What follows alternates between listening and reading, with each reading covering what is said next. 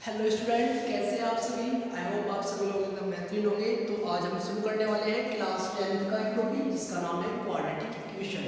आज हम पढ़ने वाले हैं क्वाड्रेटिक इक्वेशन के बारे में, क्या होती है क्वाड्रेटिक इक्वेशन, कैसे इसको सोल्व किया जाता है, क्या अपना सिलेबस है क्लास 10th के अकॉर्डिंग। आज हम शुरू करेंगे इसको। देखिए, सबसे पहले हम बात कर लेते हैं इस क्वाड्रेटिक इक्वेशन वर्ड की। क्या होता है क्वाड्रेटिक इक्वेशन वर्ड, ठीक है।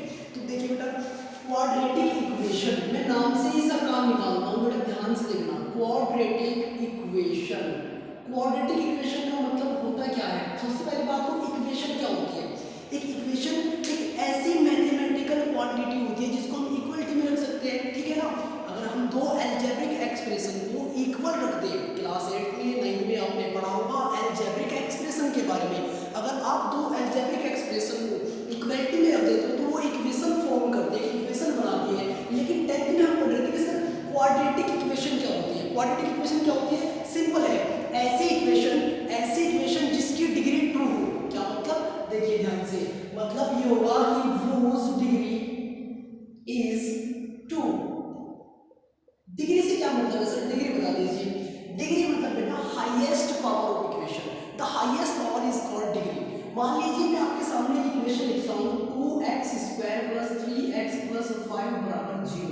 देखिए सर, ये इक्वेशन जो है ना इक्वल टू में 0 है, यहाँ पे इक्वलिटी का साइन आ रहा है, इक्वेशन है। लेकिन क्या मैं इसको क्वाड्रेटिक इक्वेशन कह सकता हूँ? जी बिल्कुल कह सकता हूँ। क्यों कह सकते हैं सर? देखिए यहाँ पे x² का जो पावर है वो हाईएस्ट पावर 2 है, x का हाईएस्ट पावर।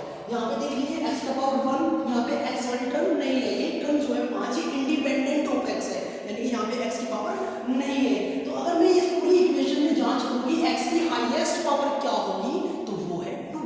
इसका मतलब ये एक क्वाड्रेटिक इक्वेशन है कि नहीं है?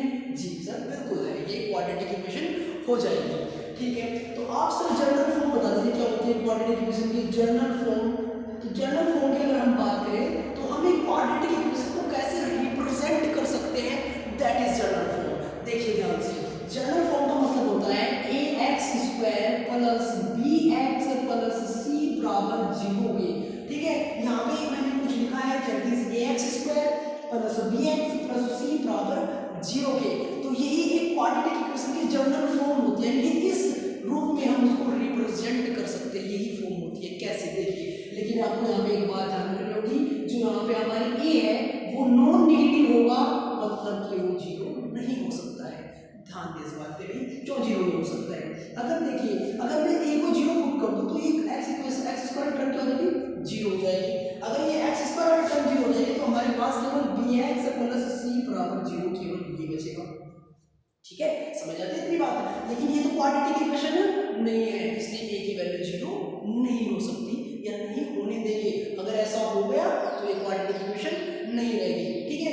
अब बात कर लेते हैं क्वाड्रेटिक इक्वेशन के रूट की। यहाँ तक आपको बात समझ में आई होगी कि सर क्वाड्रेटिक इक्वेशन एक्चुअल में होती क्या है। क्वाड्रेटिक इक्वेशन होती है ऐसी इक्वेशन जिसकी डिग्री ट्रू होती है, उसको हम क्वाड्रेटिक इक्वेशन कह देते हैं। लेकिन सर रूट्स क्या होते हैं ये बता दीजिए। रूट्स का दूसरा नाम हम जीरो भी कहते हैं। रूट्स को हम क्या बोलते हैं, जीरोस भी कहा जाता है। पॉलिनोमियल आपने चैप्टर 2 पढ़ा होगा, उसमें हम इनको जीरो बोल रहे थे, यहाँ पे बिल्कुल रूट्स बोल देंगे। मतलब क्या है, x की वे वैल्यूज, x की यहाँ पे आपको x लिख रहा होगा, मैं एक बार लिख देता हूँ इस इक्वेशन को, ax² + bx + c = 0।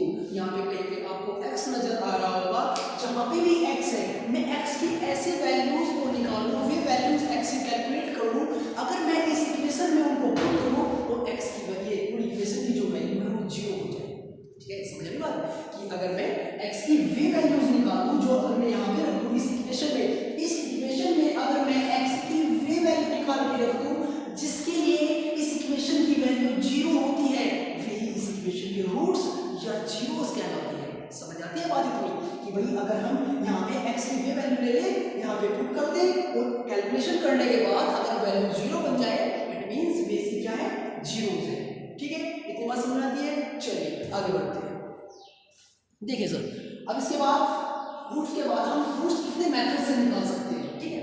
कितने मेथड्स होते हैं किसी क्वाड्रेटिक इक्वेशन के रूट निकालने के। क्लास 10 में अपन अभी है केवल हम 3 मेथड को सीख लेंगे, ठीक है। अगर हमारे पास कोई क्वाड्रेटिक इक्वेशन है तो उसके रूट निकालने का सबसे पहला मेथड क्लास 10 में पढ़ा जाता है फैक्टराइजेशन मेथड। फैक्टराइजेशन मेथड आप सीखते हो सबसे पहले, ठीक है। इसमें क्या होता है, स्प्लिटिंग इनटू मिडिल टर्म को तोड़ के क्या किया जाता है, यहाँ पे फैक्टर किए जाते हैं उसके, ठीक है ना।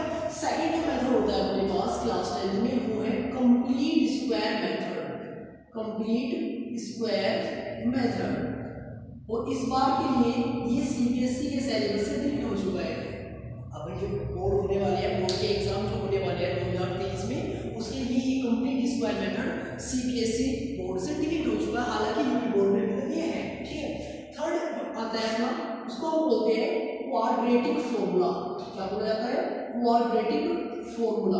क्वाड्रेटिक जो फॉर्मूला होता है इसको ही श्रीधराचार्य सूत्र भी कहा जाता है, श्रीधराचार्य फॉर्मूला बोलते हैं इसे, ठीक है।